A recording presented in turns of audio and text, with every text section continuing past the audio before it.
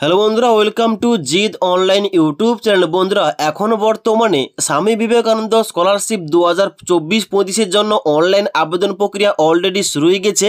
তাই আজকের এই ভিডিওর মাধ্যমে আমরা বিস্তারিতভাবে দেখব এই স্বামী বিবেকানন্দ স্কলারশিপের জন্য তোমরা কত % নাম্বারে আবেদন করতে পারবে, মাধ্যমিক কিংবা উচ্চ মাধ্যমিক কিংবা গ্র্যাজুয়েশন লেভেলে। তার সঙ্গে সঙ্গে এখানে অনলাইন আবেদন করার জন্য তোমাদের কি কি ইম্পর্টেন্ট ডকুমেন্টস লাগবে এবং এখানে তোমাদের কিভাবে আবেদন করতে হবে। তাই অবশ্যই তোমরা যারা স্বামী বিবেকানন্দ স্কলারশিপের জন্য আবেদন করতে চাও, অবশ্যই তোমরা ভিডিওটি না টেনে শেষ পর্যন্ত দেখে নাও। তো বন্ধুরা, অনস্ক্রিন দেখতে পাচ্ছ আমি কিন্তু বর্তমানে অফিসিয়াল ওয়েবসাইটটা ওপেন করে রেখেছি।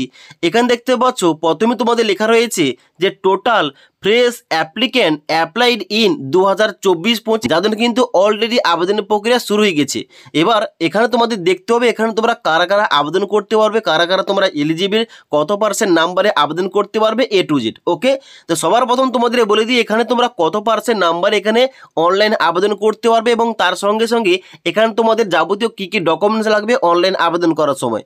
ওকে, তো এখানে সবার প্রথম তোমরা দেখে নাও এখানে তোমরা কোন কোর্সে আবেদন করলে তোমাদের কত % নাম্বারটা দরকার। তো দেখতে পাচ্ছ অন স্ক্রিন এখানে কিন্তু তোমাদের নিচে ছকের মাধ্যমে এখানে প্রতিটি কোর্সের নাম দেওয়া রয়েছে এবং ডান দিকে এলিজিবিলিটি ক্রাইটেরিয়া উল্লেখ করা রয়েছে এবং তার সঙ্গে সঙ্গে দেখতে পাচ্ছ এখানে কিন্তু তোমাদের ডান দিকে স্কলারশিপ রেট পার মান্থ তোমাদের কিন্তু এখানে দেওয়া রয়েছে বিস্তারিতভাবে।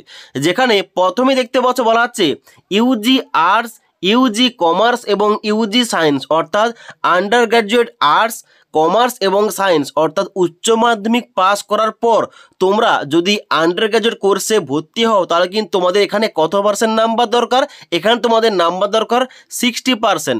এখানে তোমরা 60% নাম্বার পেয়ে তোমরা যদি কলেজে ভর্তি হও তাহলে কিন্তু তোমাদের 60% নাম্বার থেকে থাকলে তোমরা কিন্তু এখানে এই স্বামী বিবেকানন্দ স্কলারশিপের জন্য কিন্তু অনলাইন আবেদন করতে পারো। যেখানে তোমাদের পার মান্থ এখানে দেখতে পাচ্ছ 1000 টাকা বলা হচ্ছে কমার্স এবং আর্টসের জন্য, অর্থাৎ 12 মাসে তোমরা কিন্তু অবশ্যই 1 বছরের জন্য 12,000 টাকা কিন্তু স্কলারশিপ পেয়ে যাবে। ওকে, এবার তোমরা যারা মাধ্যমিক পাস করার পর তোমরা যারা 11-এ ভর্তি হবে এবং তোমরা যারা এই 11-এর জন্য আবেদন করতে চাও, অর্থাৎ এইচএস কোর্সের জন্য আবেদন করতে চাও, এখানে কিন্তু তোমাদের বলা হচ্ছে এইচএস, যেখানে বলা হচ্ছে অ্যাটলিস্ট তোমাদের 60% নাম্বার পেতে হবে, অর্থাৎ তোমাদের 60% নাম্বার মাধ্যমিকে থেকে থাকলে তোমরা কিন্তু এই স্বামী বিবেকানন্দ স্কলারশিপের জন্য কিন্তু অনলাইন আবেদন করতে পারো। যেখানে তোমাদের পার মান্থ 1000 টাকা, অর্থাৎ তোমাদের কিন্তু এখানে 1 বছরে 12,000 টাকা তোমরা কিন্তু পেয়ে যাবে এই স্কলারশিপের মধ্য দিয়ে। ক্লিয়ার? এবং তার সঙ্গে সঙ্গে এখানে কিন্তু অন্যান্য কোর্স, যেমন এখানে কিন্তু তোমাদের পলিটেকনিক ডিপ্লোমা দেওয়া রয়েছে, মেডিকেল ডিগ্রি দেওয়া রয়েছে এবং তার সঙ্গে সঙ্গে এখানে কিন্তু পিজি ডিগ্রি রয়েছে। এখানে কিন্তু A to Z কোর্সের নাম লেখা রয়েছে। এবার তোমরা যে কোর্সে অ্যাডমিশন নেবে আগে তোমরা চেক করে নেবে যে ওই কোর্সে অ্যাডমিশন নেওয়ার সময় তোমাদের কত % নাম্বার উপর ভিত্তি করে তোমাদের এই স্কলারশিপের টাকাটা দেওয়া হবে। ক্লিয়ার? এবার তোমাদের নেক্সট বলে রাখি এখানে তোমরা যারা অনলাইন আবেদন করবে, এখানে কিন্তু অনলাইন আবেদন করার সময় তোমাদের কোন কোন ডকুমেন্টসগুলো অ্যাটাচ করতে হবে। এখানে তোমাদের সবার প্রথম ডকুমেন্টসের নামগুলো বলে দিচ্ছি এবং তারপর তোমাদের বলে দেবো এখানে তোমাদের কত কেবির মধ্যে ডকুমেন্টস আপলোড করতে হবে এবং তার সঙ্গে সঙ্গে তোমাদের ফটোটা কত কেবির মধ্যে আপলোড করতে হবে। তো এখানে কিন্তু তোমাদের ডকুমেন্টসের লিস্ট দেওয়া রয়েছে। 1 নম্বর কি বলা আছে? 1 নম্বর বলা আছে মার্কশিট ও মাধ্যমিক এক্সামিনেশন, অর্থাৎ তোমাদের মাধ্যমিকের মার্কশিট তোমাদের এখানে আপলোড করতে হবে বোথ সাইড। তারপর দেখতে পাচ্ছ বলা আছে marksheet of last board council university college examination both side, অর্থাৎ তুমি যে কোর্সে আবেদন করবে এবং যে যোগ্যতার উপর তোমরা আবেদন করছো ওই যোগ্যতার অবশ্যই মার্কশিট কিন্তু এখানে আপলোড করতে হবে।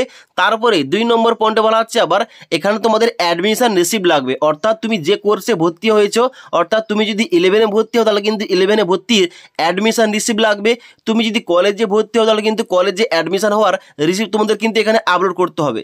তারপর তোমাদের নেক্সট বলা আছে ইনকাম সার্টিফিকেট অফ ফ্যামিলি, অবশ্যই কিন্তু তোমাদের ইনকাম সার্টিফিকেট এখানে আপলোড করতে হবে। এবার তোমাদের বলে দিই তোমরা যারা ইনকাম সার্টিফিকেটটা তৈরি করবে অবশ্যই কিন্তু তোমাদের অ্যানুয়াল ইনকাম জন্য 2.5 লাখ টাকার কিন্তু নিচে হয়ে থাকে, তবে কিন্তু তোমরা এই স্কলারশিপের জন্য এলিজিবল আবেদন করতে পারবে। ওকে, তারপর তোমাদের 4 নম্বর পয়েন্টে বলা আছে domicile certificate as Aadhaar ID, voter ID, ration card certificate issued by concern authority, যে কোনো একটা দিলে হবে।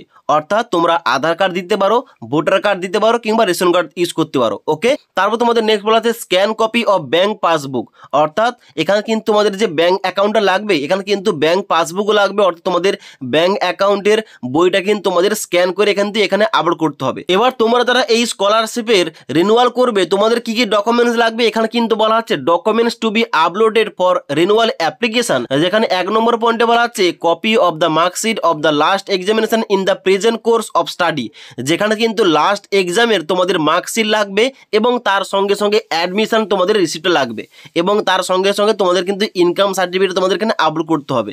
ওকে, এবার তোমাদের নেক্সট বলে রাখি, এখানে অনলাইন অ্যাপ্লিকেশন করার সময় তোমাদের ইমেজ এবং সিগনেচারটা কত কেবির মধ্যে লাগবে।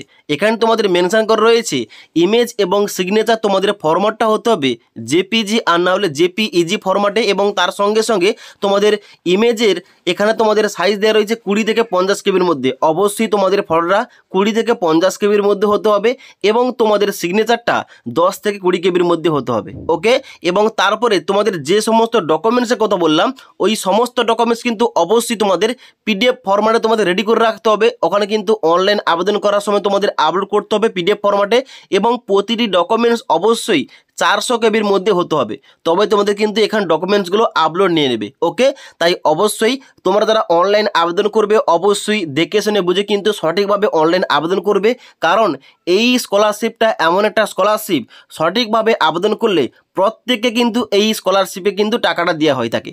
ওকে, তাই অবশ্যই দেখে শুনে বুঝে কিন্তু সঠিকভাবে তোমরা ফর্মটা ফিল আপ করবে।